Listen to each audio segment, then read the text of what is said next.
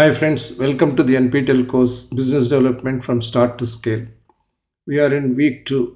The theme this week is Business Development Strategies. We are in lecture 7, which focuses on industry and market. Over the last two lectures, we have focused a lot on examples of successful business development, Indian as well as global. In this lecture, we will focus on a theory of business development marketing along with some practical examples. The scope for a firm is related to the industry, domain, product lines, markets, and other areas of growth and competition. Industry itself has got several segments, and each segment has several products typically. Similarly, markets have their own segments, and each segment will have its own customers. So, this combination of industry in its segments and products, as well as markets in their segments and customers, offer a great canvas for business development based on appropriate permutations and combinations that are relevant to the company. So, one of the important aspects of strategic decision making for any firm is the breadth of product range for market maximization. And of course, it is dependent on the values and the strategies of the company as well as the financial resources of the company. So, in this puzzle or the game of strategic business development, there is no one factor which is common, standard, or consistent. It is a kind of moving puzzle. Each development undertakes us to think of other factors which need to be moderated. Let's think of an example where a particular product line is non-profitable. That is, it is having negative EBITDA or negative net profit margin. So the first question you have is, how do I make this product break even or be viable without any loss? That means you have to improve the revenue, reduce the costs. So you arrive based on the financial calculations at a certain volume which is required for the product to be viable.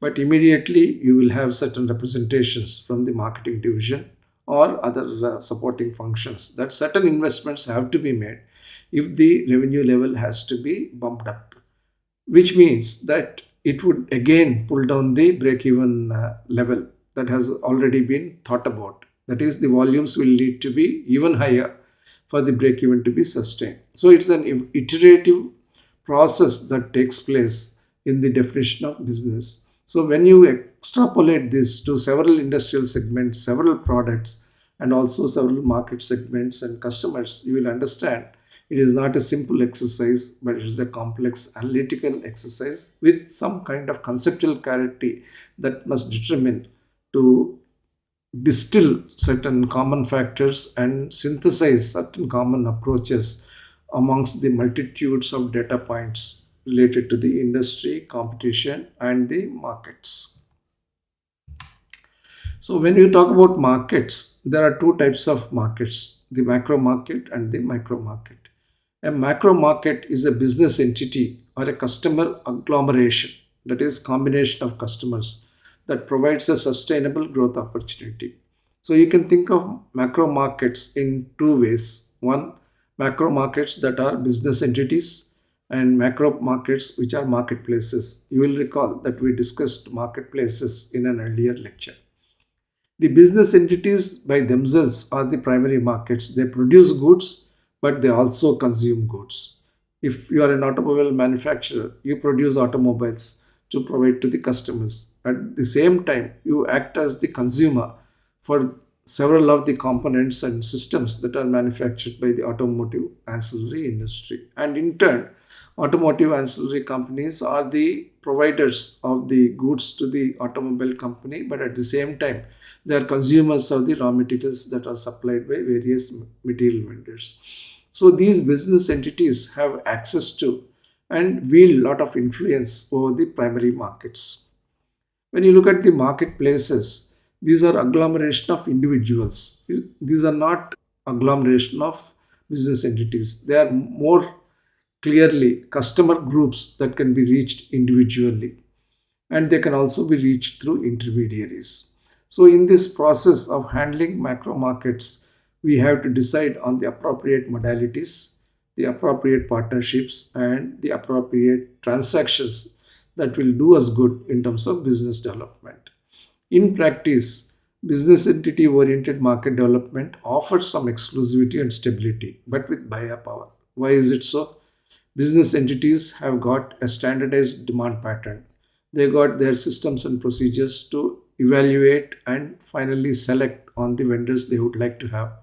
Once they find that the vendors have fulfilled the supply criteria and their quality is impeccable, they tend to stay with the relationship. Whereas the individual customers are relatively more prone to switching between brands and between products. The demand from the individualized marketplace is hard to predict relative to the demand from business entities. But at the same time, business entities have got stronger buying power, whereas individuals' buying power, though strong, can be tackled through communication, advertising, and sales promotion. It can be moderated. So there are important differences in this manner between different types of macro markets. So, what are the considerations in choosing macro markets? Because whenever you start a business, you have this option whether should I go for the macro market or should I go for the smaller local market. Choosing a macro market is almost like an entry into a new business. And that entry into new business is a topic by itself, which we will consider at a later stage. However, it is apt to summarize that there are many considerations that exist in choosing a macro market. Why should you get into, let's say, construction market? Why should you get it into a transportation market? Why should you get into a logistics market? Why should you get into a pharmaceutical market? These are all the questions that could be there when you try to choose a macro market.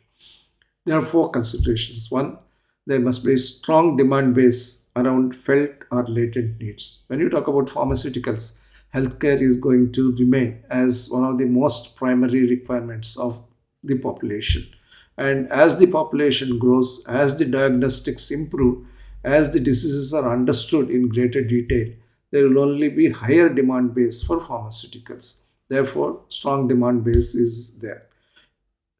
But strong demand base may alter depending upon the technological trends within the products. The demand base for conventional small molecule based pharmaceuticals may reduce and the demand for biological molecules may increase. Similarly, in the oil and gas industry, demand for petroleum products may reduce, but the demand for battery drive and hydrogen driven options could increase. Second, the macro market must be homogeneous and it should also provide for variations in needs. If the macro market is completely homogeneous, competitors would not be able to segment the markets and everybody would be fighting for the same share in the same market. Therefore, there must be variations in needs within the overall homogeneous market. What is a homogeneous market? Income groups are certain homogeneous markets. Student population is one homogeneous market. Housewives are one homogeneous market. Like that. States are certain homogeneous markets. Thirdly, macro markets need to be supported by strong demographics. We'll discuss the topic of demographics at a later date, but it is something to do with population, their characteristics and attributes, the income levels, all considerations which influence thinking about purchasing and the actual purchasing capability. And the macro markets must be amenable to partnerships and relationships. Understanding the market in all its characteristics helps companies achieve meaningful business development. No business should enter a macro market just by the herd instinct or by the fancy terms that are used or the description of concepts such as metaverse or artificial intelligence, etc. The macro market for each of such developments must be understood in totality and then the decision must be taken. While thinking of market segments, the product concept is an important foundational concept. It is in fact the foundation of all strategic management. It helps positioning pioneering ideas. When you had a candy bar smartphone as the only option, having a foldable phone is a product concept. whose time is innovated, pioneered by a company, and thereafter it develops as a new segment. Similarly, a foldable computer is a concept in laptops. A trolley, that is a suitcase with wheels, is a product concept. A insulin pen is a product concept that challenges and probably displays the vial syringe combination for dispensation of insulin. A drone is a product concept. In several cases, these product concepts are fundamental to the transformation of the markets and even the transformation of the industries. Companies with multiple products are always willing to experiment with raw and new product concepts to elicit feedback and to understand the likely issues from design through manufacturing to commercialization. If you are a solo product company, unless you are a startup, you will not be able to innovate the way you would like to innovate. However, if you have multiple products, it becomes that much easier to innovate and see whether the product concepts click. That's why companies such as Apple and Samsung are able to innovate on novel concepts, and they are willing to experiment and risk their top pie on the results of those experiments. How do you define a market? A product with concept will be viable only when a market gets defined around it. It is good to have a product concept, but if there is no market for the foldable phone, then there is no use of developing the product concept. But a market doesn't get developed on its own. The market has to be developed with demonstration of the product features and some bit of innovative communication by the manufacturer or the developer. Now, if you look at the same example of foldable phones, what kind of market can we define for this? We can think of female users because they always carry a handbag and they would like to have a phone that is discreet and which can be easily tucked into the handbag. Millennials who are always looking for a fashion statement are likely to patronize a foldable phone concept. People would not like to be very explicit, very flamboyant in terms of the use of big phones, would be happy to have a small, compact, foldable phone, which, when expanded, could offer the appropriate screen size as well. Fashion seekers who want to change the way they handle their accessories would be another market segment. Multitaskers would be suitable for the bigger foldable phones. That is, they can expand the phone into almost like a tablet shape and do multitasking through such phones. Mini phone users, people who have been very uh, used to Apple SC kind of phones, will be very happy with mini phones which are foldable. So these are the markets which can be woven around these kinds of novel product concepts. We have seen that a simple product concept which is actually profound has got as many as six distinctive user segments. So market gets defined around the new product concept. Each product that is innovatively delivered, defined, will have its own potentially dedicated market followers. And these market followers could be early anchors and influencers to the development of a larger market. And in this kind of development of needs, market segmentation emerges as an important theory of marketing and business development. We should note that not all interested customers can be the potential customers, just as all visitors to a retail store are not actual buyers. All interested customers of a new product need not necessarily be the potential customers. Therefore, logical market segmentation helps in broadening and deepening the product appeal based on the variants of the basic product concept. I spoke earlier about the demographics. Along with demographics, we have got three other factors as well, which are extremely important in segmenting a market. The demographic factors are none other than population, income, language, gender, education, religion, family size, household nature, etc. These have to do with the socio-economic profile of individuals and the households. Geographic indicators of market segmentation are regional, that is, international, continental, regional, national, zonal, state, city, town, village, etc. Starting from the world as one universal market, you can drill down to several parts of the world to arrive at your geographic segmentation. Then we have psychographic determinants of market segmentation. These are personality, lifestyle, values, associations, activism, opinions, etc. Some people like glasses which have UV protection. Some people like glasses which turn dark in sunlight. Some people like rimless spectacles. Although the product characteristic is the same, that is providing vision correction, the way these products are developed and provided varies depending upon the psychographic analysis of the customers. Then there are behavioral considerations as well. People are instinctive, impulsive. They are also cautious and conservative in reference to the purchase decisions. Some customers tend to be adventurous, flamboyant, luxurious, basic, loyal, seasonal, essential, or the other descriptors of the behavioral tendency of individuals. That's why you have luxury yachts being sold. That's why you have private jets getting sold. That's why also you have bare functional products also being sold. That's why you have the range within the product portfolio of a company from, let us say, a 4 lakh automobile to a 1 crore automobile. And that is the range that describes its answer, the company's answer to the varied behavioral needs, which are also supported by the demographic factors, the geographic factors, as well as psychographic factors. Let's say you are in a village which has got very poorly developed income structure. That geography cannot afford or support a passenger car which has got the higher price tag. It is completely out of the world for that kind of geography. So, geography also plays a big role.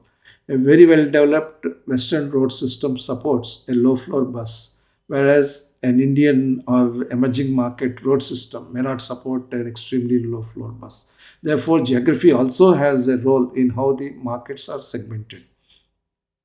Companies with multiple products must be always willing to experiment with raw product concepts to elicit feedback and understand the likely issues from design through manufacturing to commercialization. That is an essential part of market segmentation. We have talked about industry earlier. I talked about industry, segment, and also the products. But industries themselves can be classified in different manners. There are 10 types of industries that I have given here.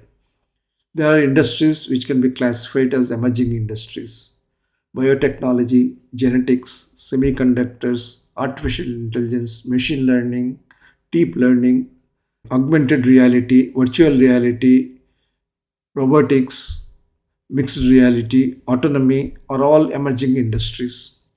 Growth industries are those industries which continue to grow because of the nature of the businesses evolving more towards digitization, more towards entertainment, more towards clean energy, etc. Information technology, pharmaceuticals, consumer electronics, renewables, etc. Growth industries are typically those industries which have already established themselves and are going to see growth in proportion to population and changes in the demographics, and also certain other factors such as climate protection and things like that. Then there are mature industries, that is, industries which cannot be developed in a disruptive way. Hotels, hospitality, retail, movies, the scale and scope can go. The glitter and the glitz can increase, but the basic maturity level of the industry is stable. Similarly, automobile industry is a mature industry as far as the internal combustion engine industry is concerned. But as far as the electric vehicle industry or hydrogen vehicle industry is concerned, it must be classified as an emerging industry. Oil and gas is a mature industry. There are also declining industries: printers and copiers, land phones, cable programming, tobacco. These are all declining industries. There tend to be monopoly industries: exploration of rare earths, extraction and refining of rare earths, precious metals industries, mRNA vaccines, Google chips. These are all monopoly industries. Nobody does better than companies which have achieved a leading position in such industries. Cyclical industries are those industries which go up and down based on the economic movement or the other parameters such as interest rates or geopolitical developments. Steel, commodities, sugar, agricultural products are examples of cyclical industries. 2 years ago, we had a super cycle in the iron and steel industry as well as in the metals industry after 10 years of stagnation of those sectors. Now we have got plateauing of those cyclical industries. And this cyclicality is related to the way the economies behave. If the Chinese economy becomes sluggish, or if high inflation bites into the vitals of an economy and therefore jobs are lost, then housing boom reduces or housing becomes recessionary. Then the demand for those kinds of products reduces. So these are cyclical industries whose growth cycles are related to the economic cycles. There are some national industries in every nation, and those industries cannot be operated across borders easily. Railways, road transportation, power utilities, and other utilities are examples. Similarly, airports, seaports, which have got geographic locations and geographic fixation, are national industries.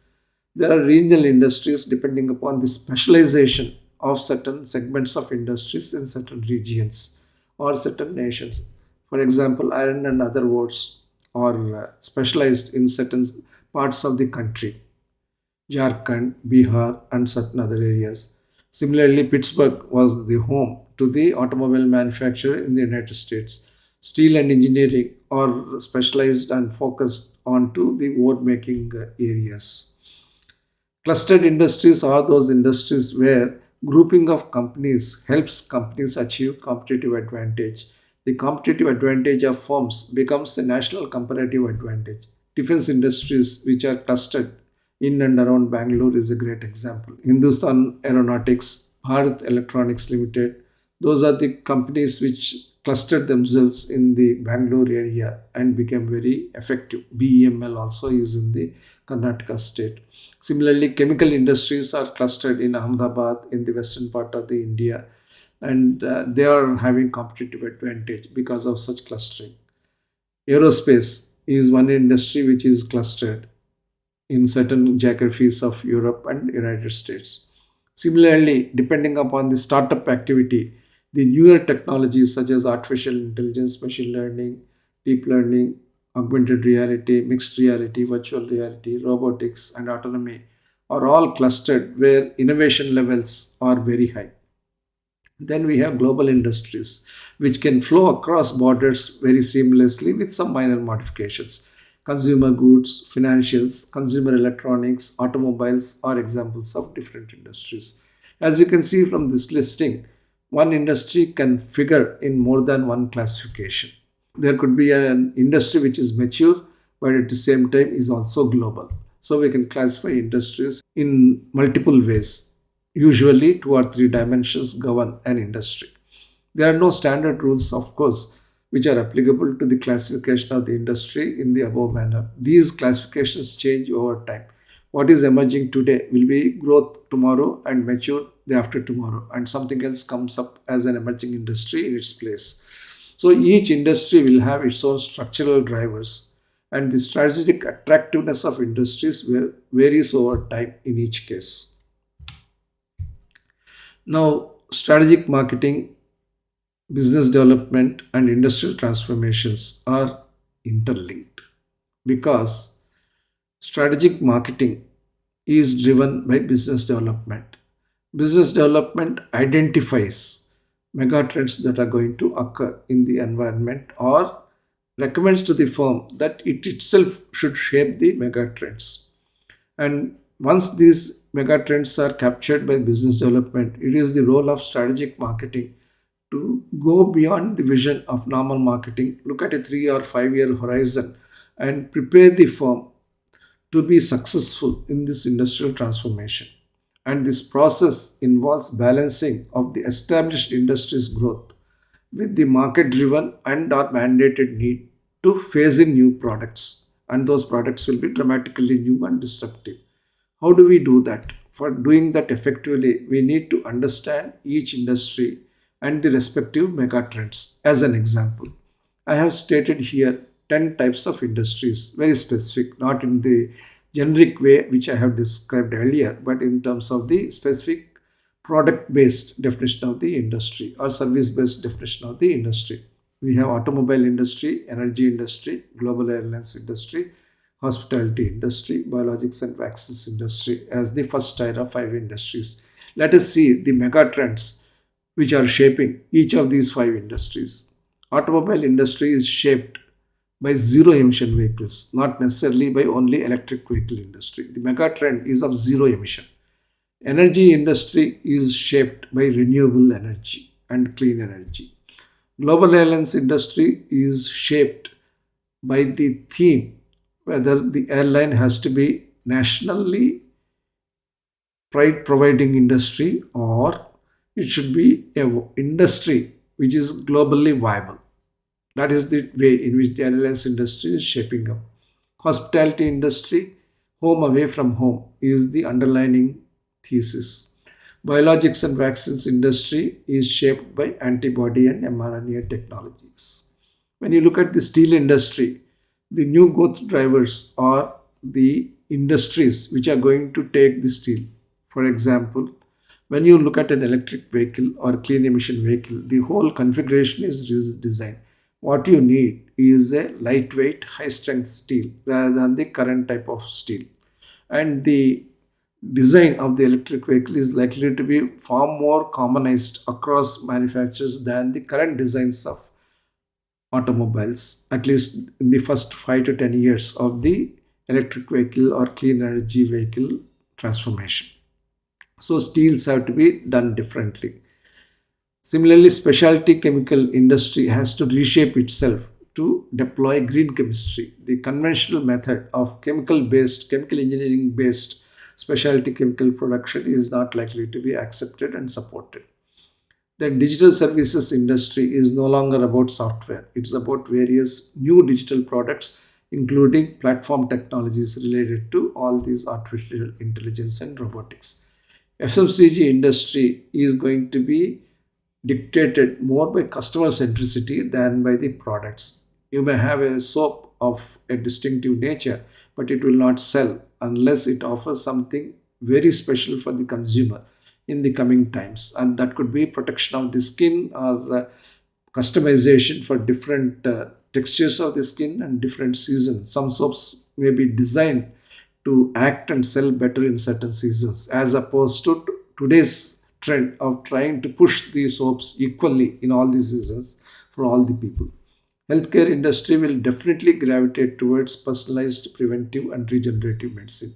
So for the 10 industries I have identified here, I have also identified 10 mega trends. Now whether the firms take the initiative to develop those mega trends by themselves or will be proactively looking at the mega trends that are being shaped elsewhere, or they will be just reactive or non-reactive, is a matter of differentiated business development across in industries and companies. Let's understand the demand cascade. When you have demand, we need to understand how the demand gets actually translated into the purchasing power and finally the purchase of product. The marketing strategies in a company would be delighted if the product or service can be patronized by as large a base of population as possible. However, many economic factors act to funnel the interest down as shown below. Suppose you introduce a new fruit beverage.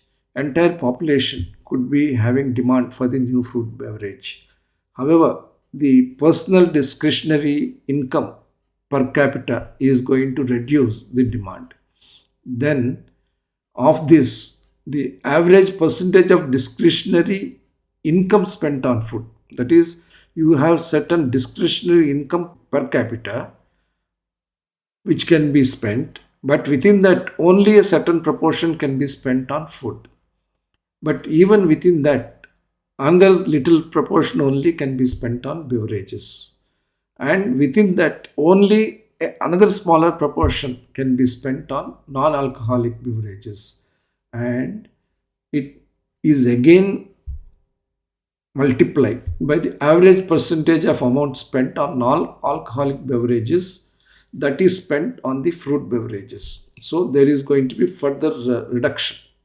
And finally, expected percentage of amount that is spent on the beverage that will be spent on the fruit beverage. That is, you have arrived at a place where you are clear about the amount that will be spent on or that can be spent on non-alcoholic beverages within the overall beverages. However, even after taking the decision, only a certain percentage will be spent, not the entire amount as far as the fruit beverage is concerned.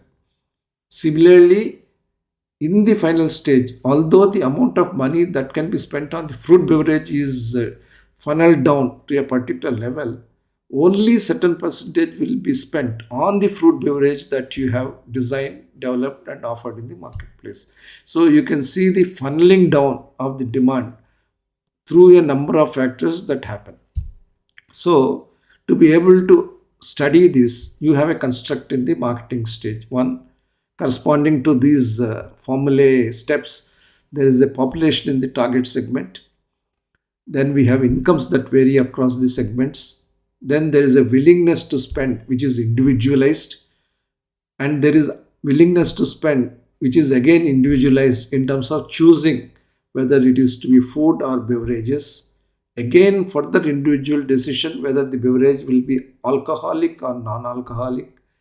Again, a willingness to spend depending on whether fruit beverage or other non-alcoholic beverage. And finally, the clinching willingness to spend on this particular fruit beverage that you have developed versus the other fruit beverage total.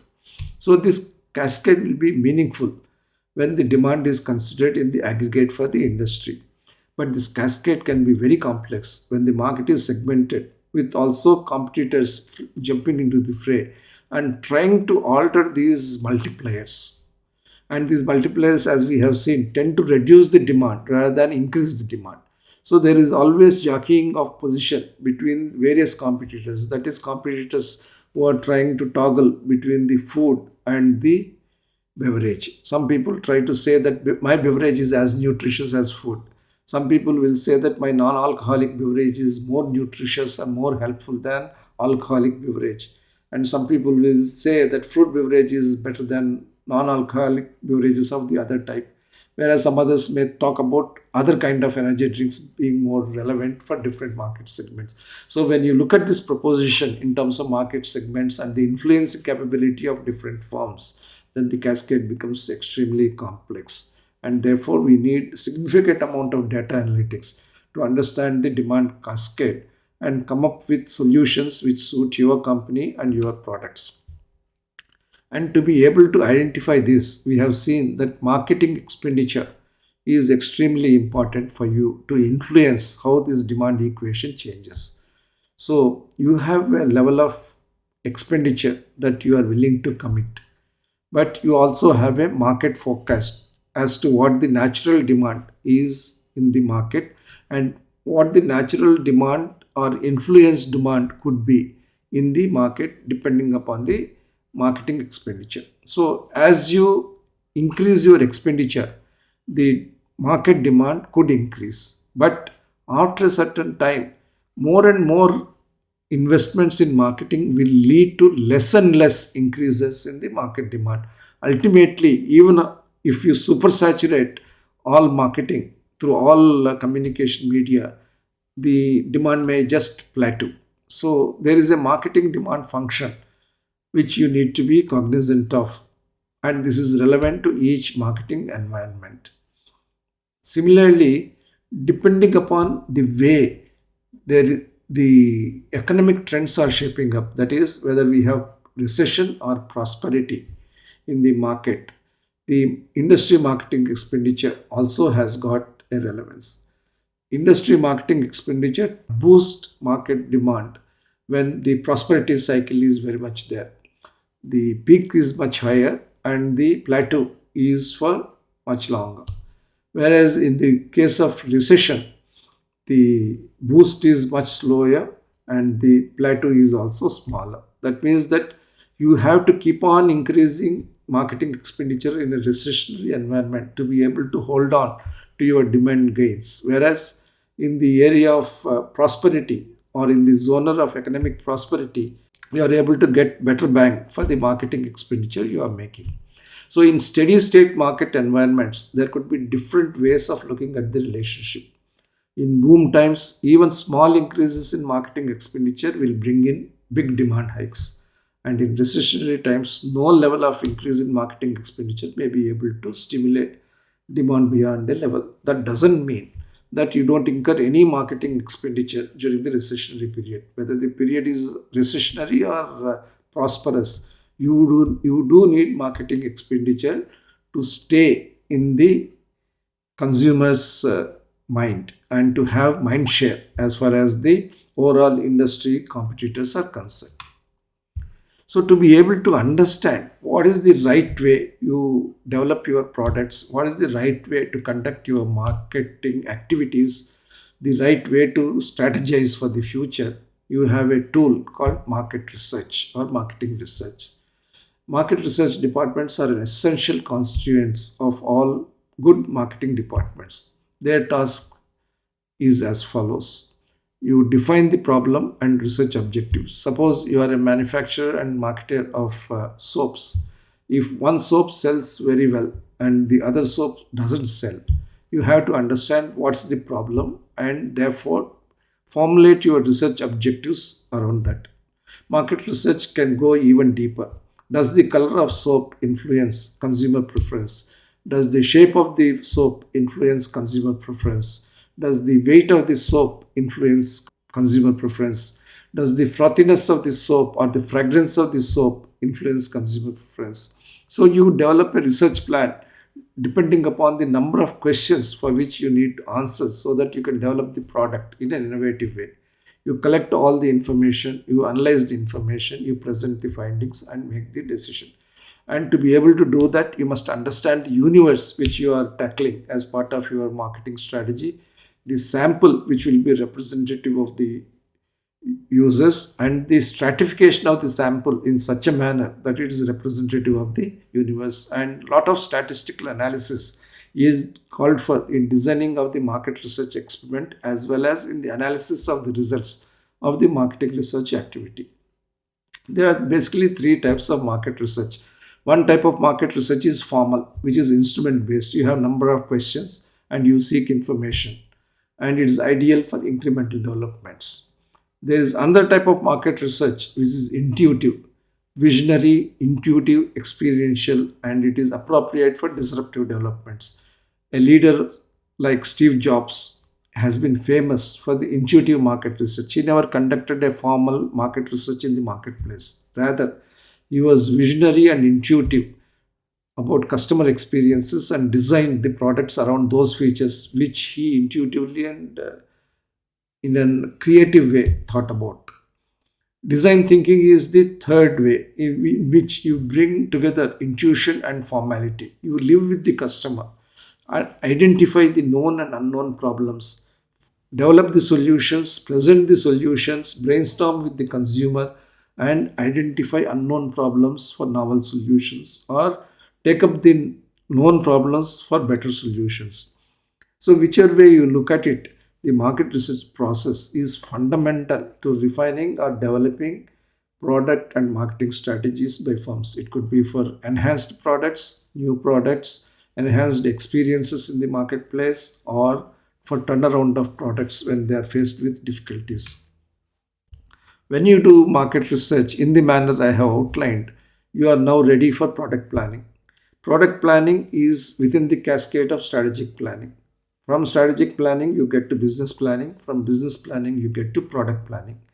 And when you do the product planning, it's almost like doing a strategic plan at the product level. You bring together all the elements that are required for making a product successful in the marketplace. Some important elements of product plan are as below. the rationale for the product. Why are we making this product? Not because we have design and manufacturing infrastructure, but essentially because the market needs it or the consumer feels the need for it. The demand potential, the features of the product that are likely to be accepted by the marketplace, the other features which are going to excite the customer to take incremental demand, the competitor products that are existing, and therefore the superiority of your products compared to the competitor products, the product pricing, the positioning of the product. Are you positioning the product for its value, for its features, or for its cost attractiveness? How are you positioning? Are you positioning the product for a broad spectrum of users, or are you positioning the product only for certain specific segments? And how do you position in the channels that you have? Will you sell it only in the brick and mortar stores, or will you sell in the digital stores, and will you sell it in the universal e-commerce stores, or a combination of all of these things? And what is the sales plan for each of these product channel configurations, and how you are going to promote your product? Is it going to be seasonal promotion or a constant steady state all through the uh, year? Is it going to be ATL based above the line or below the line? Or will you be very digitally savvy, or will you be very television savvy? What is the kind of sales budget you can afford? There are companies in the West which dedicate probably more than what they dedicate on R&D for sales and marketing. That's the philosophy there. What is the distribution plan you have, and what is the aftermarket plan? When you talk about distribution plan, is it because you want to trust the wholesalers, or is it because you trust the distributors who directly sell to the retailers? Wholesalers adopt a push strategy, whereas distributors tend to have a more scientific actual consumption based demand cycle. So which kind of distribution model would you follow? And finally, the aftermarket plan to make sure that the product remains satisfactory to the customer.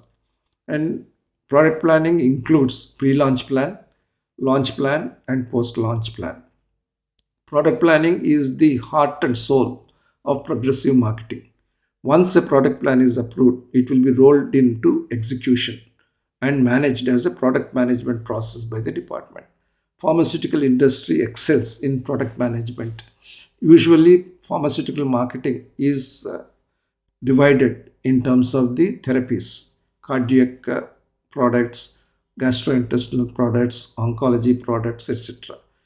They appoint the product managers to look after the brand from the beginning to the end, and to the post exit strategy as well, because at some point of the time the competitors will come, there will be better therapies, but yet the existing product must be supported. So those are the kinds of considerations that exist in pharmaceutical industry. Automobile industry has different set of factors with reference to the product planning paradigm. Now let's look at sales. That is the next part of the cascade. Sales is the core of marketing because it converts the marketing focus into realized and realizable revenues and profits. While sales has got considerable execution, it also requires pre-planning and at times tactical shifts on the ground. There are four aspects to successful sales. One, identifying your target customers very clearly. And you should know who are going to be the early adopters, who are going to be the late adopters. Some customers prefer to watch and then adopt.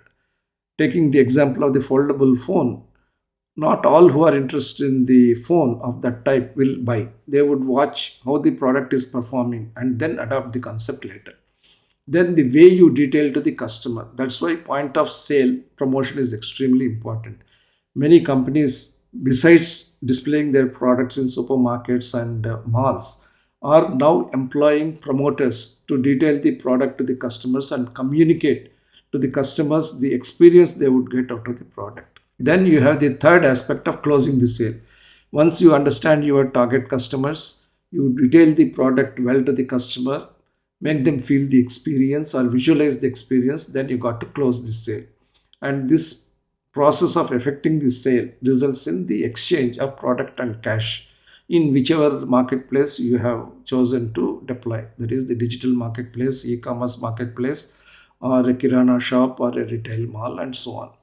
But your job doesn't end as a salesperson at that stage. It also involves reconnecting with the customer through formal touch points, informal connect. Let's say you sold a particular product in a store and your job is done, and you know that that customer is not going to again buy the same product with you next time he visits. However, your ability to connect with him, smile along with him, and inquire how the product has been performing is the process of reconnecting with the customer.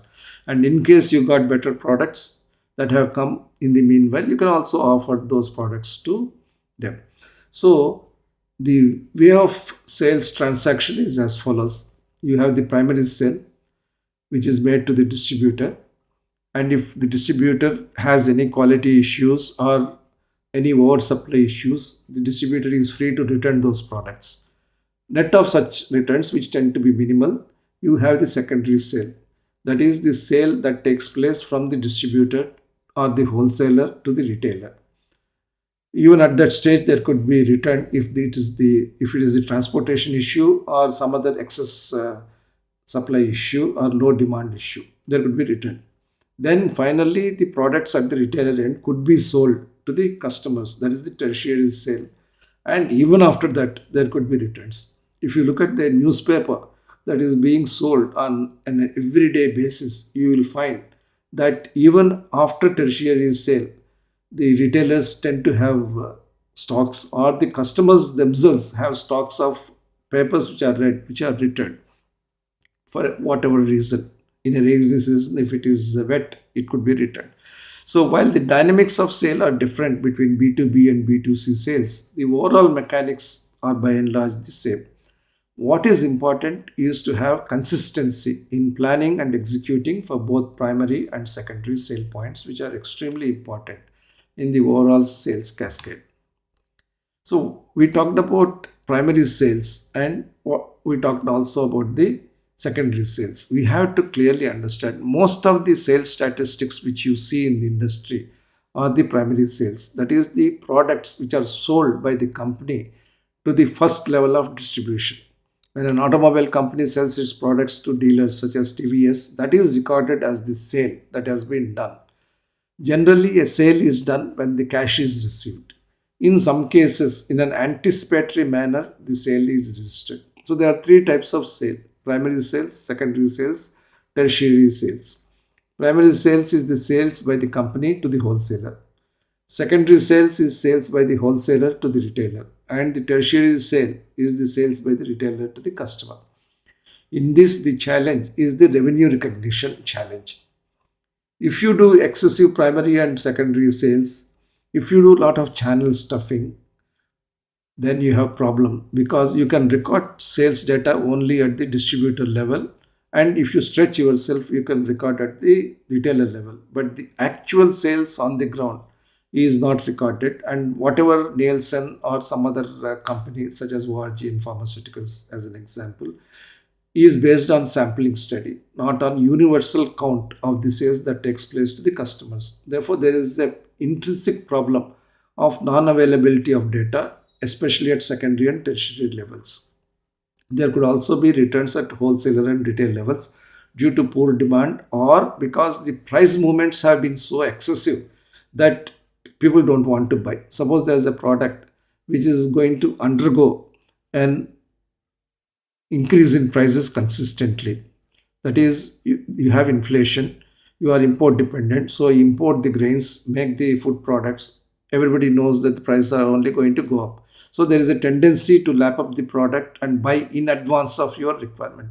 On the other hand, you know that there is peace all over, there is excess production of grains, the prices are going to come down. Then the prices which are ruling earlier will only come down. Then the stocks which have been supplied at higher prices will never be taken. So there are problems like this. So how do you recognize the revenue that arises in times of price volatility, in times of price decline, and the attendant sales pitfalls? These all need to be taken as part of the sales planning process. Then you come to the distribution. Distribution plays a very crucial role in ensuring on time delivery of products and minimizing the cost of excess inventory in the system. Organized distribution based on contractual commitments makes a significant impact. Company to wholesaler to retailer to customer. And there is a usual sequential multi-stage buffering option.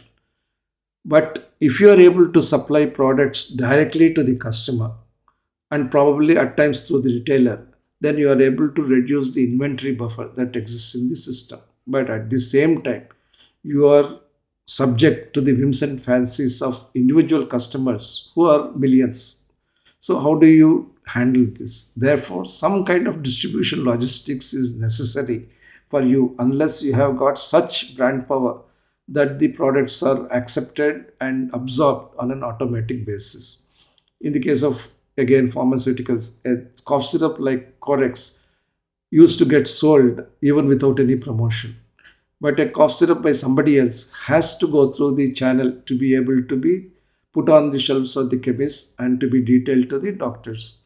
Zincovit as a multivitamin tablet gets sold without any more prescription. However, other multivitamin tablet may require distribution support. So the evolution of distribution is again specific to the product, the brand power, and the that the customers are exerting on the brand. The evolution of distributions is still a play in the making, I would say, because digitization is coming up in a big way, and how the distribution dynamics will change over time is anybody's guess. And e-commerce has been attempting to find an effective solution. We got to wait and watch how own stores of digital nature versus the universal e-commerce places are going to score in this conventional distribution paradigm. But one thing is clear, digital still leads physical. Even Amazon requires resellers, fulfillment centers, H&S delivery, last mile delivery to be able to fulfill the customers. In fact, there is an article in Knowledge at Water which describes Amazon's secret weapon. Amazon's secret weapon are the fulfillment centers. In 2006, Amazon had just 8 fulfillment centers. By the end of 2016, it had 90 and it grew to more than 100 in 2018. That's the kind of physical fulfillment centers that have served as the backbone of Amazon's e-commerce. It costs Amazon between 17 and 47 cents to ship $30 worth of goods over 100 miles. The expansion of the fulfillment center network cost Amazon $9.6 billion, and customers increased exposure cost another 3.3 billion in fixed costs. But increasing the number of fulfillment centers decreased Amazon's shipping costs by 9 to 13 billion dollars. So you have the balance between establishing more fulfillment centers versus reducing the logistics cost. Not only that, growing fulfillment center network increased Amazon's ability to serve more customers more rapidly and result in better customer satisfaction. Therefore, the profit that is realized by Amazon got boosted from $500 million to $8 billion.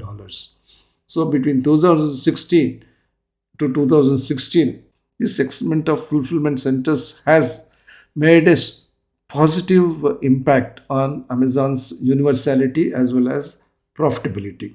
So this is an article which you need to go through at your leisure in Knowledge at Water. Then comes servicing and parts support. You really need good service support and parts support for a product to be effective. That is more so when the product is of mobile type or when the product has got delicate components.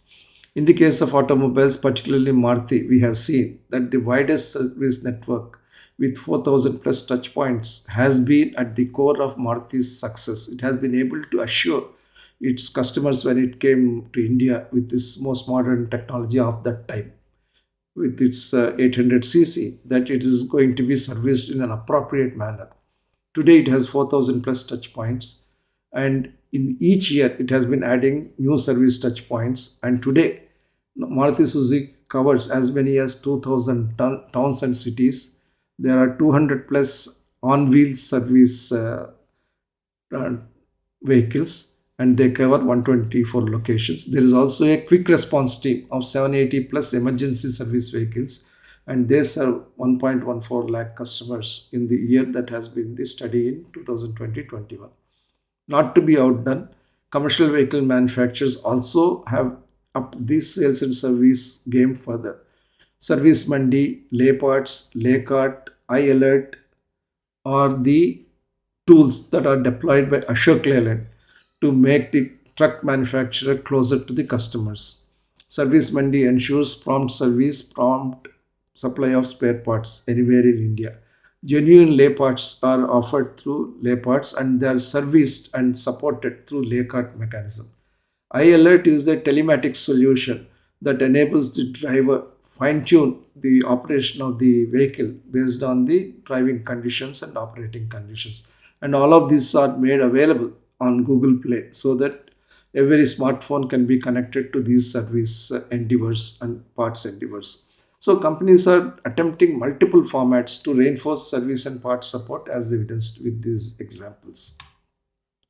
Then we have the importance of aftermarket support. Different industries have different formats and templates of aftermarket support.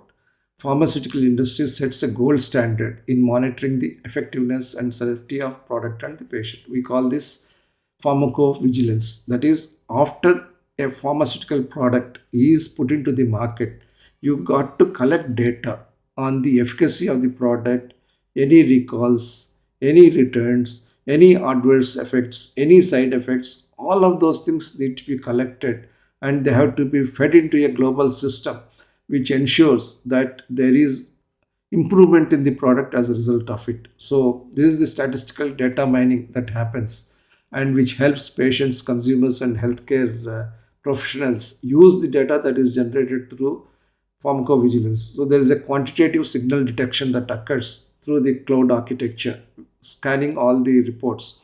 Then there is a critical clinical review, which refutes, verifies the signal's clinical significance, assesses the public impact, effect, benefits, and risks of continuing the medicine as it is, or imposing some black box warnings or stopping the medicine, and then do the actual act of either informing, changing label, restricting use, withdraw across the entire healthcare chain. This kind of pharmacovigilance support enables regulators, clinicians, and drug companies work together for enhanced patient care. So whether it is FDA or European Medicines Agency, they have got this system of product approvals, safety alerts, boxed warnings, and market alerts to govern safe administration of products even after they are cleared and are being sold in the market. Finally, the fulfillment plan is one of customer satisfaction. It emerges from the ability of a company to provide the ordered products promptly as promised. So, starting, you have the order from the customer, you schedule the production, you receive the product, you deliver to the customer, you receive the consideration, and you monitor customer satisfaction. If this cycle happens in a productive and fulfilling way, then you get the next order. It's a virtuous cycle that keeps on going, but it cannot be sequential in real life. Therefore, you schedule production in anticipation of the demand. You make product available on the shelves of the retailers in anticipation of the actual purchase. You provide credit support mechanisms for the wholesalers and retailers to be able to buy to some extent. And you undertake promotional activities to influence the retailers and the customers. You make the product sale and you monitor customer satisfaction through a variety of initiatives you undertake at the point of sale. And order to cash cycle is important for the company. A swift and quick cycle enables tight working capital management, which reduces the load on the finances of the company. In days when cash is the king and when cash is very important, tight working capital management is one of the important aspects of financial management as well as sales planning. So, with this, we come to the end of this lecture. I hope you have benefited from the theory and practice of marketing, segmentation, demand fulfillment, various types of sales and marketing activities, and the market research approaches that I have outlined in this lecture. It is important to understand the macro markets, the segments, the influences, and some of these things we will again take up in the subsequent lectures. I look forward to seeing you in the next lecture. Thank you.